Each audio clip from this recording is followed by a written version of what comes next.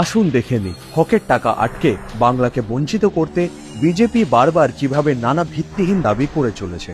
ভারতের controller and auditor জেনারেলের বহু খ্যাতিসম্পন্ন অফিস একটি ভ্রান্ত প্রতিবেদন তৈরি করেছে, যাতে পশ্চিমবঙ্গ সরকারের 2002-2003 সাল থেকে 2020-2021 সাল পর্যন্ত 29,099 কোটি টাকার ইউটিলাইজেশন শংসাপত্র সময়মতো পেশ না করার অভিযোগ তোলা হয়েছে।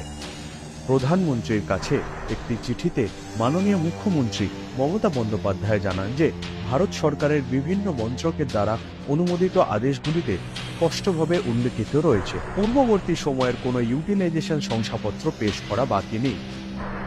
আমরা জিজ্ঞাসা করছি, ইউটিলাইজেশন সার্টিফিকেট সন্তোষজনক না হলে কিভাবে টাকা প্রদান করা হয়েছিল? কারণ পরবর্তী বরাদ্দগুলি তার উপরেই নির্ভর করে।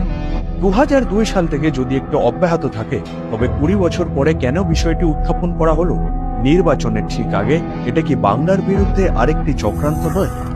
মিথ্যা দাবি করে বাংলার গরিবদের এভাবে বঞ্চিত কেন করা হচ্ছে? তা কি শুধুমাত্র বিজেপিকে প্রত্যাখ্যান করার জন্য? আমরা বিজেপির মিথ্যা প্রচারের যথেষ্ট প্রমাণ পেয়েছি। আমরা অবিলম্বে এর প্রতিকার দাবি করছি।